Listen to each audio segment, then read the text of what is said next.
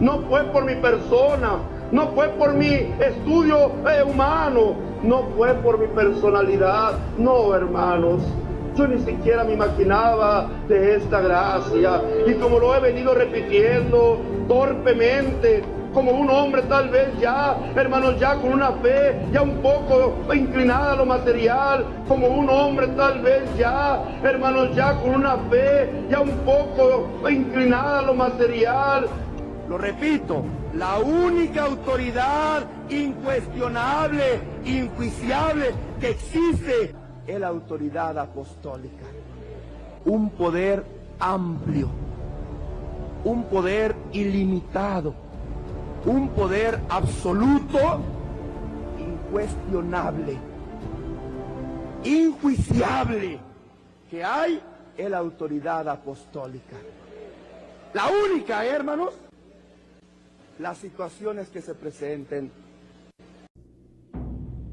Una secta es todo aquel grupo o movimiento que exige de sus miembros una dedicación y una devoción que van en aumento y que utiliza mecanismos de control de la personalidad o de control coercitivo para tenerlos controlados, dominados y sometidos, y siempre generando un daño sobre las personas, la familia o la sociedad en su conjunto, y con independencia de sus doctrinas. Lo que define a una secta o una secta destructiva no son sus ideas, por muy raras, extrañas que pudieran parecer, sino más bien sus prácticas, que tienen que ver con niveles variables de abuso,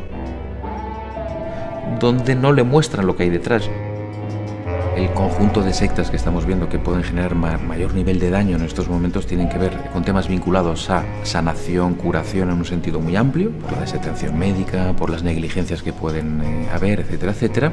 Y luego hay otras que tienen que ver también con prácticas paganas, chamánicas, en una entremezcla donde cabe todo tipo de prácticas, y pueden haber incluso la utilización de drogas alucinógenas, y ahí estamos observando niveles de daño importantes.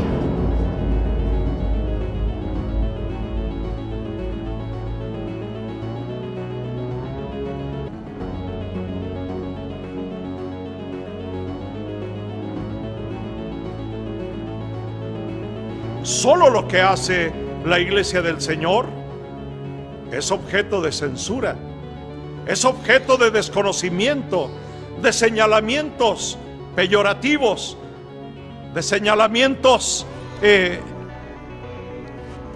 desconocimiento, desprestigiando, discriminando, segregando. Para ello, el mundo ha utilizado desde siempre, desde la época temprana de nuestra iglesia, ha utilizado este término. En vez de llamarnos iglesia, nos llaman secta. Tal pareciera que ignoran la definición de este término, pero los que lo utilizan para denigrarnos no lo ignoran, lo utilizan de manera deliberada, como dije antes, para desprestigiar, para discriminar, para segregar. Le decimos al mundo entero: no somos una secta. No, absolutamente no. Primeramente porque la iglesia, la luz del mundo, no surgió de ninguna otra organización.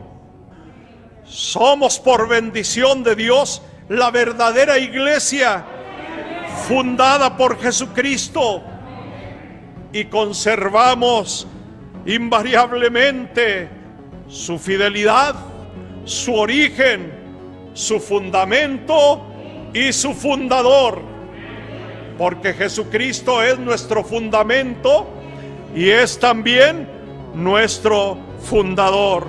Bendito sea el Señor.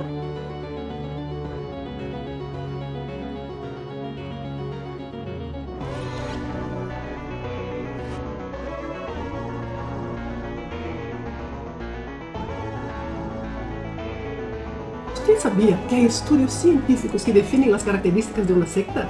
Es muy importante conocerlas para saber con quiénes estamos involucrados.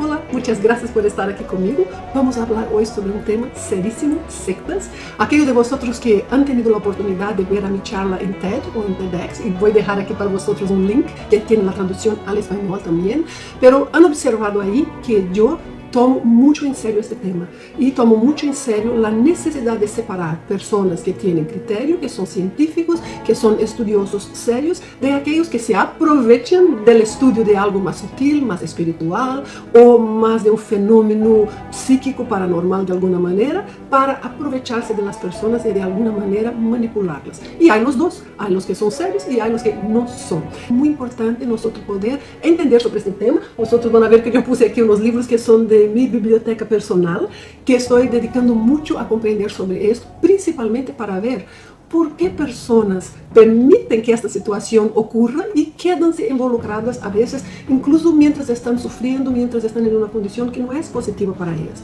Y lo que se ve es que hay algunas características humanas que terminan por facilitar o predisponer a esto. El cerebro humano es un poco como que programado para desear que algo divino, maravilloso, les dé la respuesta a cosas que ellos no pueden comprender o que les parece difícil, y debido a esta característica del cerebro humano de buscar esto, junto con algunas veces grupos o líderes no tan bien intencionados, termina por producir más fácilmente de que nos gustaría las llamadas sectas. Entonces, si nosotros pensamos, por ejemplo, las características que están presentadas aquí por estos científicos que yo les voy a presentar hoy, que es Lalish y Langone. Yo voy a poner en la descripción el nombre de ellos y la traducción de todo el estudio que ellos hicieron, cada punto que vamos a discutir aquí, y también les voy a poner la lista de los libros, seguro que tendrán en español para aquellos que decidan adquirir, pero los apuntaré todos ahí también.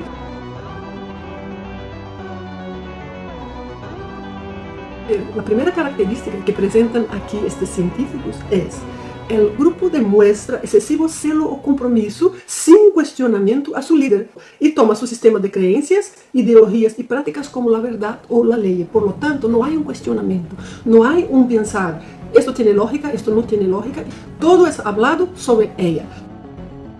Esa forma de externar la aceptación de la elección, ¿es verdadera o es falsa?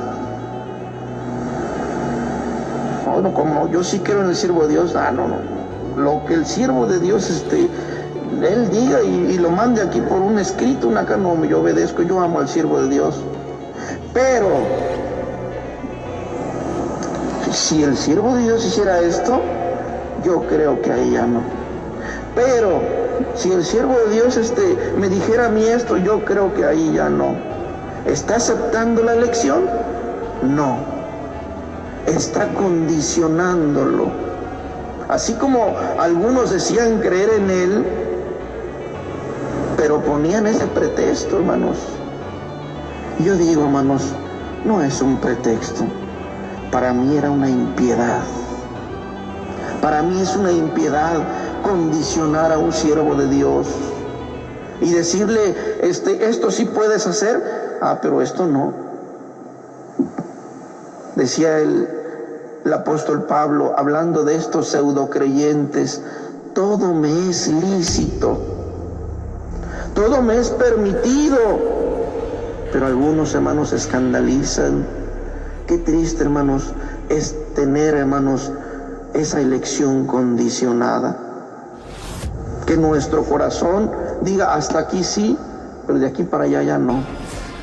Libros tienen que hacer referencia a ella, y ella es la persona que termina con su imagen, su fotografía por todos los lados, porque es el iluminado que protege a todos allí. Con su imagen, su fotografía por todos los lados, porque es el iluminado que protege a todos allí.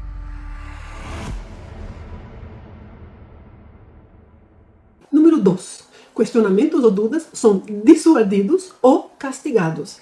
Y la disuasión o el castigo son hechos a través de diferentes mecanismos, pero en general, la mayoría de los casos, a través de mecanismos psicológicos. Demos otra vez, hermano, porque hay una obra en nuestro corazón. Esa obra, hermanos, hay que cuidarla. El día que dudemos de la elección, entonces sí se acaba todo. Porque ahí depende, hermanos, la salvación. El día que dudemos de la elección, entonces sí se acaba todo, porque ahí depende, hermanos, la salvación. Le ponen a ella una carga como si ella fuera negativa y deseara el mal de las personas que están ahí por cuestionar o tener cualquier duda en relación a lo que el líder está le hablando. Y muchas veces también la forma de castigo es como que ponerla aislada, nadie le habla, todos la ven de una manera como si ella fuera la mala, y muchas veces la ridicularización viene en grupo. Debemos evitar a estas personas. Hermano, procura no tener ninguna clase de comunicación con ellos, que los incrédulos se convierten en enemigos de Dios. Apártate de ellos. Un hermano santo, una hermana consagrada, nunca debe convivir con un hombre que duda, porque ese hombre ya perdió la fe y está en peligro de contaminarte. Recuerda, por lo tanto, un hermano santo no debe convivir con un impío. Es muy peligroso y por tal motivo, dice el texto, esos hombres era semejante a la gangrena. Esta enfermedad ya había pasado y con esas palabras ayudaban para que la fe de los hermanos creciera. Esta enfermedad llamada gangrena, cuando alguien la contrae, va contaminando gradualmente el cuerpo, ya sea una mano o un pie, a tal grado que hay que amputar la parte infectada. ¿Es peligrosa esta enfermedad? Sí, hermano. Es decir, serán hermanos echados a perder, que ya para nada bueno servirán y serán un peligro para el que se acerque a ellos. Es decir, serán hermanos echados a perder, que ya para nada bueno servirán y serán un peligro para el que se acerque a ellos. Sean familiares, sean amigos o sean vecinos, ¿es peligroso estar cerca de esas personas? Muy peligroso. Es mejor que los evites.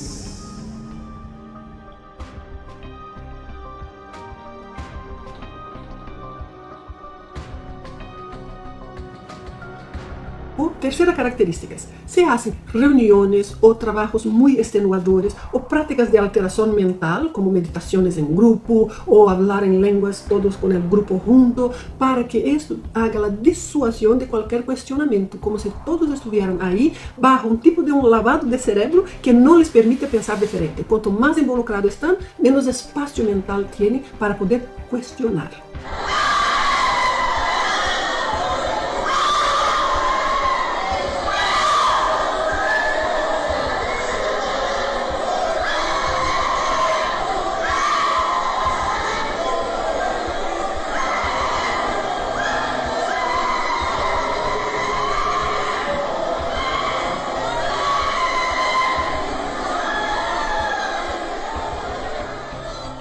Todos con el grupo junto, para que esto haga la disuasión de cualquier cuestionamiento, como si todos estuvieran ahí bajo un tipo de un lavado de cerebro que no les permite pensar diferente. Cuanto más involucrados están, menos espacio mental tienen para poder cuestionar. Por eso muchas veces existen reuniones diarias en las cuales se va a hablar de algo que es algo muy importante, que es algo muy avanzado, que ni todos comprenden, pero que se tiene que estar hablando, y se repite la misma cosa, muchas veces con poco contenido y con mucha repetición.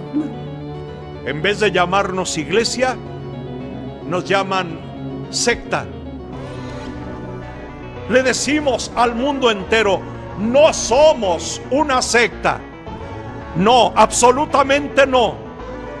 Somos, por bendición de Dios, la verdadera iglesia fundada por Jesucristo y conservamos invariablemente su fidelidad, su origen, su fundamento y su fundador, porque Jesucristo es nuestro fundamento y es también nuestro fundador.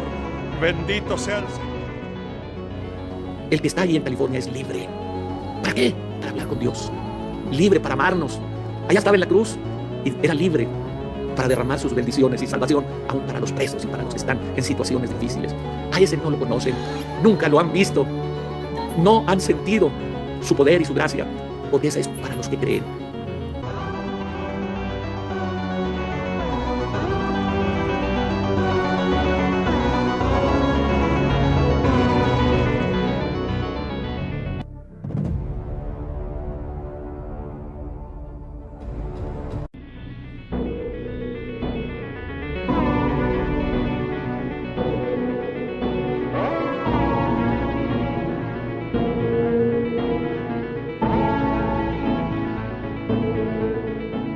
La época temprana de nuestra iglesia ha utilizado este término. En vez de llamarnos iglesia, nos llaman secta. Nos llaman secta. Secta. Secta.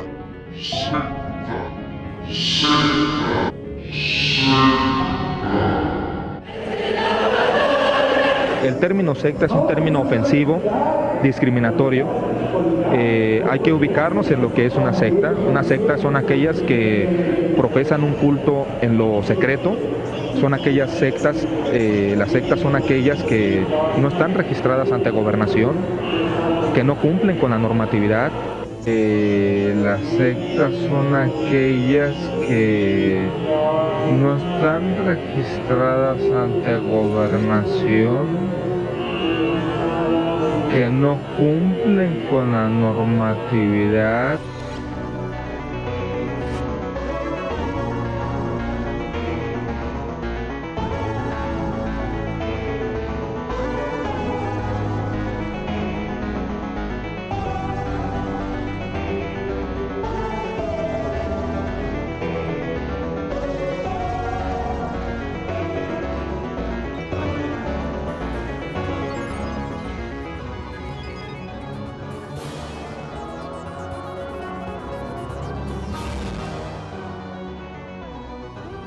Muy bien, estamos de regreso con ustedes en este tema tan importante e interesante de este día, viernes 10 de abril. Las influencias ocultistas en las sectas evangélicas. Las influencias ocultistas en las sectas evangélicas. Bueno, ¿qué más, verdad? Que hay grandes personalidades, personalidades de gobiernos y del medio del espectáculo, pero siguen siendo ocultistas. Entre los grupos tradicionales que son ocultistas, los primeros que podemos encabezar en la lista son los católicos. Y que sabían ustedes que en el Vaticano hay exorcistas. A la hora de analizar y de preguntar que en el Vaticano existen exorcistas, y es el lugar donde existen más exorcistas que en cualquier otro estado del mundo. Ahora, ¿para qué necesitan exorcistas? Hasta manifestaciones del infierno y cosas así que son símbolos ocultos. Y bueno, no se podía esperar menos de este grupo, pues quien lo inicia, Russell, era un francmasón, era un ocultista. Pudiéramos mencionar también, por cuestiones de nuestro tiempo, pero cada quien puede hacer sus investigaciones, están los llamados bautistas de aquí de esta república, en su escudo, la corona y la cruz, que es un símbolo masón, un símbolo pagano. Testigos de Jehová al principio. Así es, lo tienen en la torre, en la West Tower. Sí. Y las sectas proféticas también son ocultistas. Es decir, todos los grupos, todas las sectas religiosas, todas las sectas son ocultistas. Todas las sectas tienen un mensaje oculto, tienen apariencia de bueno, pero detrás de lo bueno está el lobo rapaz, está el macho cabrillo, que ahí lo representan en las atalayas. Todos los grupos, todas las sectas religiosas, todas las sectas son ocultistas. Todas las sectas. Todos los grupos, todas las sectas religiosas, todos los grupos, todas las sectas religiosas, todas las sectas son ocultistas. Todas las sectas tienen un mensaje oculto, tienen apariencia de bueno, pero detrás de lo bueno está el lobo rapaz, está el macho cabrillo.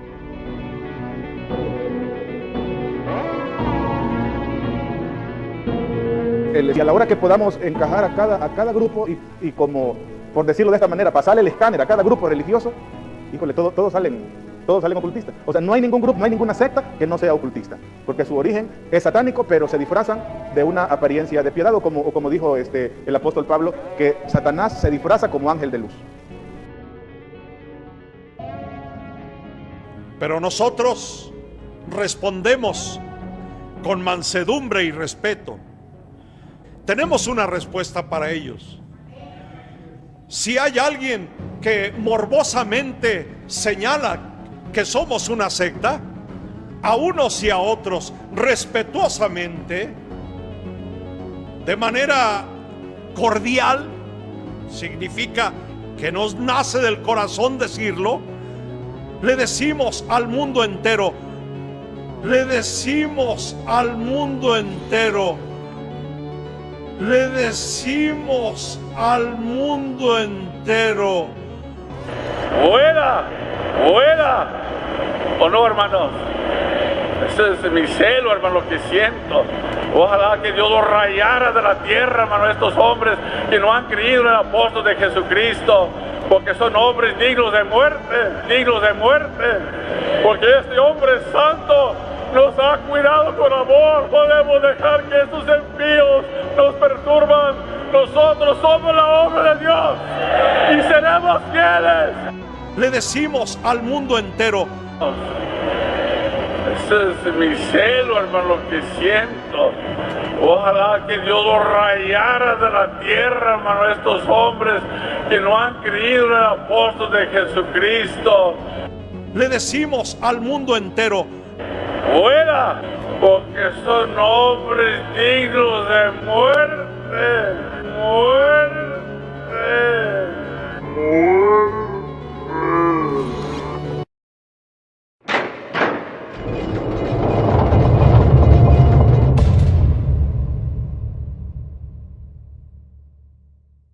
Las sectas son grupos complejos, siempre que con una estructura jerárquica y piramidal, con la presencia de un gurú carismático que exige una devoción y una dedicación que es de tipo explotadora y que finalmente puede acabar desembocando en diversos niveles de daño emocional, personal y económico sobre las personas.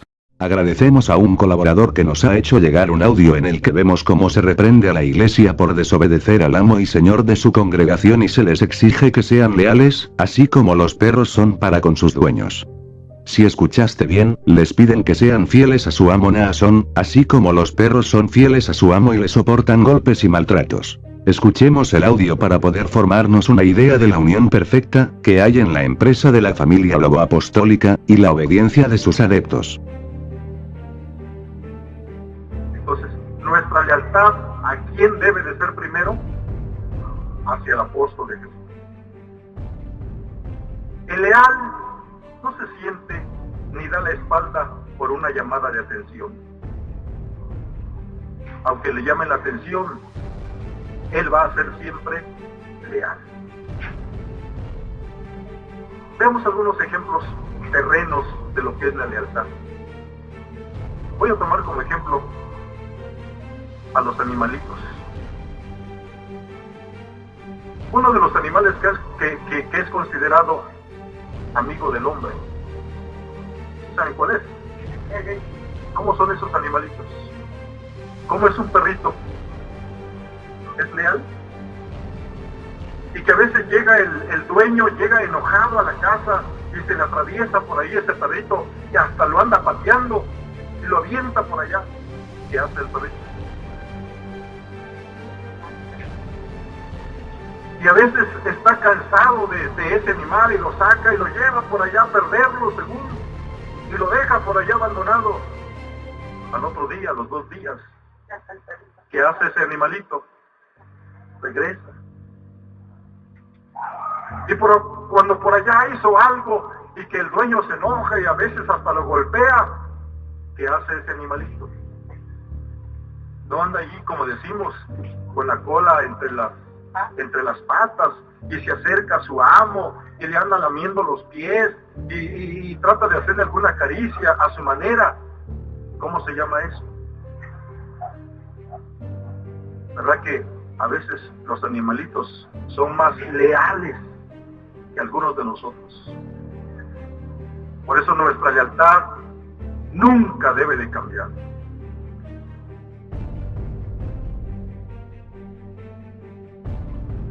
Verdadera lealtad y fidelidad al apóstol de Jesucristo. ¿En qué consiste la verdadera lealtad? Quiere decir que hay una lealtad que no es verdadera y le vamos a llamar lealtad aparente. ¿Cómo? Lealtad aparente. Y vamos a ver también, vamos a completar, hermanos, hablar de la lealtad que debe de haber de nosotros hacia el apóstol del Señor. Lealtad es sinónimo de incondicionalidad. ¿Sí, hermanos? A ver, ¿están de acuerdo? Lealtad es sinónimo ¿de qué? De incondicionalidad. ¿Cómo debemos de ser hacia el apóstol de Jesucristo? ¿Cómo debemos de ser? Leal. ¿Cómo debemos de ser nosotros hacia el apóstol de Jesucristo? Aún frente a las adversidades o frente a las circunstancias, hermanos, adversas o cambiantes, nosotros debemos de permanecer siempre leales. Por eso decíamos que la lealtad está por encima de nuestros intereses y por encima de nuestra propia familia. ¿Qué quería hacer Saúl con David? ¿Y qué hizo su hijo? Su propio hijo. ¿Qué hace el hombre leal cuando por ahí alguien cuestiona las decisiones del siervo del Señor? ¿Qué hace leal? Por eso estamos hablando de la lealtad hacia el siervo del Señor. ¿Qué hace la hermana que es leal cuando alguien desobedece las indicaciones del siervo del Señor? ¿Qué hace leal? A ver, ¿no sabes? El leal defiende las decisiones. El leal defiende las indicaciones, defiende las órdenes del siervo de Dios. Y debe de ser. El leal siempre está dispuesto a cumplir los deseos del siervo de Dios. ¿Sí? ¿Cómo son los deseos del siervo de Dios para nosotros? ¿Cómo son? ¿Qué se deben de hacer con los deseos del siervo de Dios y sus indicaciones y sus órdenes?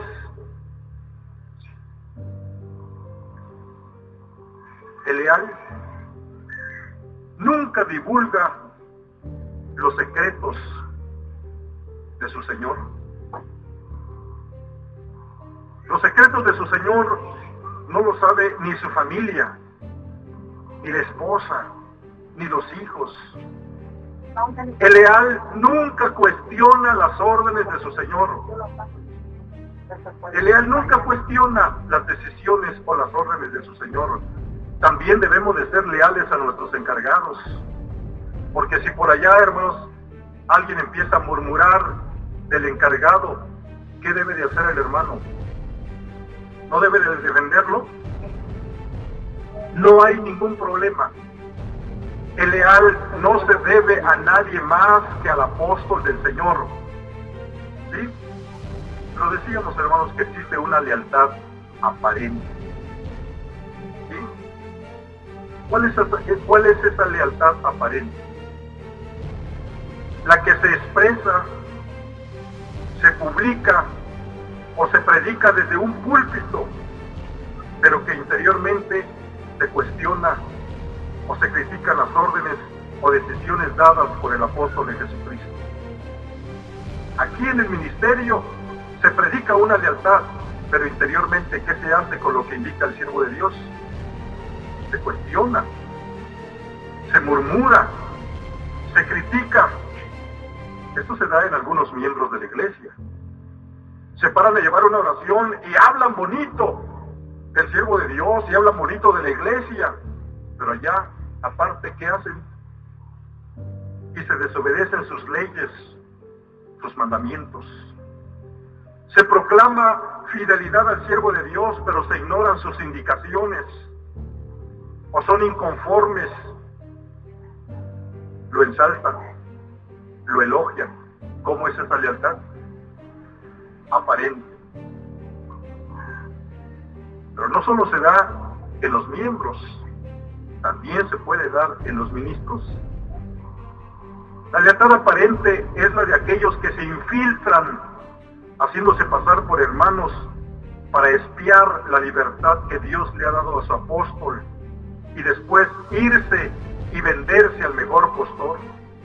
Aquí están, y aquí gritan, y aquí hablan, y aquí también, hermanos, levantan la mano, pero luego allá se van. ¿Y qué hacen? ¿O no habrá entre nosotros espías? Las sectas son grupos complejos, siempre que con una estructura jerárquica y piramidal, con la presencia de un gurú carismático que exige una devoción y una dedicación que es de tipo explotadora y que finalmente puede acabar desembocando en diversos niveles de daño emocional, personal y económico sobre las personas. Lo repito, la única autoridad incuestionable, injuiciable que existe es la autoridad apostólica. Un poder amplio, un poder ilimitado, un poder absoluto, incuestionable, injuiciable que hay en la autoridad apostólica. La única, hermanos, las situaciones que se presenten. El grupo es preocupado con dinero. Claro que siempre el dinero que es recaudado, que es colectado, va para el líder, para el proyecto establecido por el líder, para donde el líder lo determine. Los demás todos muchas veces están ahí apoyando y trabajando sin recibir nada. Para la siguiente ofrenda, debe de ir todavía más. Y hermano, es una iglesia que así lo hace en cada una de sus ofrendas. Y se proponen, hermanos, superarse ellos mismos cada vez más y más y más y más. ¿Por qué? Porque en ellos, hermano, su corazón, ¿cómo está? Agradecido. Qué bueno fuera que cada uno de nosotros también tomáramos ese, hermano, esa mentalidad de esos hermanos, y que cada vez que me pidan una ofrenda siempre dé algo más, un sacrificio más, que yo diga, si esta vez di tanto, para la siguiente ofrenda ya voy a tener más. El corazón mezquino, que estaba pensando, otra ofrenda más, otro gasto más. Y el corazón liberal, ¿qué sacrificio va a hacer para cumplirle el deseo al apóstol de Jesucristo? Ya está esperando el momento para poder decir: varón de Dios, aquí está. Usted no se mortifique, usted no se preocupe, usted diga a dónde, y aquí está lo necesario para que usted no tenga pendiente. Claro que siempre el dinero que es recaudado, que es colectado, va para el líder, para el proyecto establecido por el líder, para donde el líder lo determine. Los demás todos muchas veces están ahí apoyando y trabajando sin recibir nada. Pero esto es todo parte de la estructura de la secta. ¿O no debería de ser así? ¿O no deberíamos estar ya pensando en eso, hermano? Hay un administrador dentro del nuevo pacto, pero dice el escrito que tenemos todos en nuestras manos: el no diezmar es quitarle lo que nuestro padre en la fe, a lo que nuestro padre en la fe le pertenece. A ver, como que no nos explicamos. El no diezmar es quitarle ¿qué? Lo que a nuestro padre en la fe le pertenece. ¿Qué estamos haciendo? ¿Qué estamos haciendo? tomando algo que no es nuestro. Y al quitarle a Dios lo que le pertenece,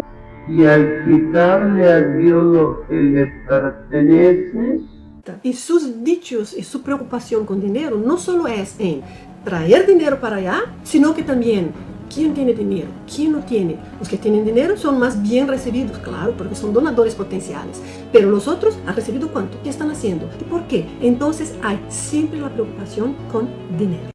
Están siendo ellos sostenidos, pues ellos trabajan para poderse sostener, hermanos, y deseamos que Dios los siga bendiciendo.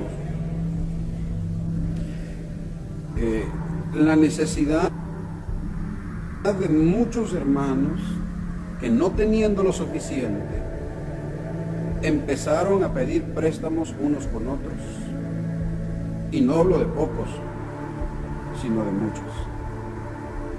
Empezaron a verse en la necesidad de pedir auxilio de hospedaje, de pases de alimentación, hermanos, y cuando se nota esto, hermanos, yo creo, hermanos, que eso no debe ser así, sino que debemos buscar la manera de que, hermanos, aquí viene lo de los batallones también, pero empiezan las otras ofrendas y las otras actividades que tenemos. Y la iglesia se siente como, hermanos, cargada.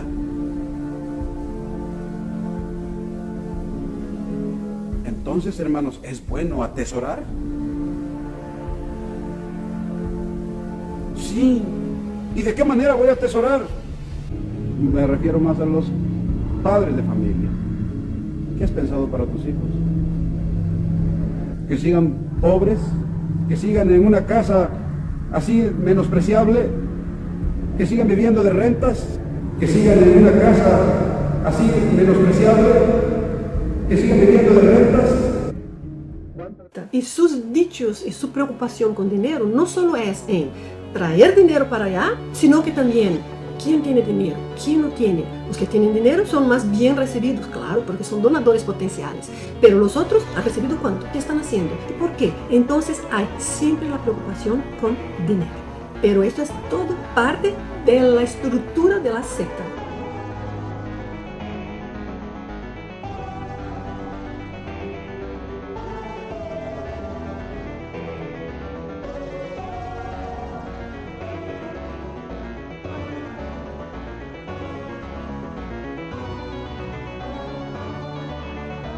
Como en otras religiones, se señala también a la familia Joaquín de hacer negocio con la fe, sobre todo cuando se ofertan playeras, tazas, cancioneros o retratos. Que si es un negocio esta iglesia, desde luego que no. Que si es un negocio esta iglesia, desde luego que no. Desde luego que no. Date cuenta, la iglesia, escúchalos, el grito de si son felices, ellos mismos tienen la respuesta. Que si es un negocio esta iglesia, desde luego que no. Desde luego que no. Escúchanos, el grito de si son felices, ellos mismos tienen la respuesta. Escúchanos, si son felices, ellos mismos tienen la respuesta. No somos una secta. No, absolutamente no. No somos una secta. No somos una secta. No, absolutamente no. No.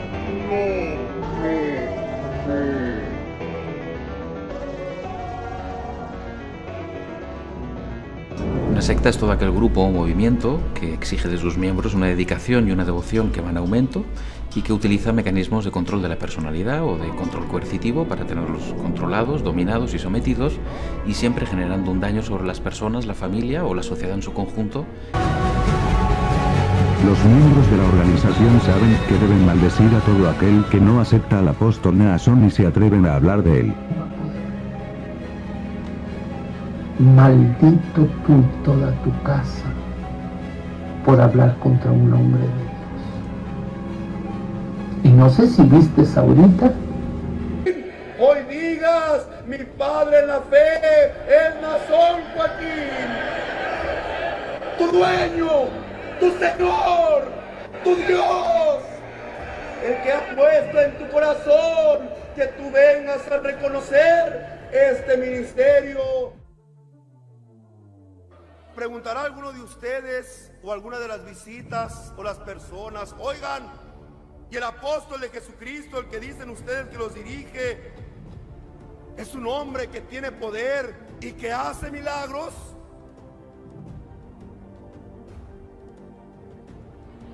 Yo respondería, necio. El poder de Dios se manifiesta en aquellos que creen, no en los incrédulos. Que si tu hermano tiene ese poder, sí lo tengo. Y yo puedo decirle al muerto, levántate. Yo puedo decirle al ciego, ve. Y yo le puedo decir al paralítico, camina. Pero yo no vengo a salvar la carne. A mí Cristo no me vino a salvar la carne. A mí Cristo me vino a salvar tu alma.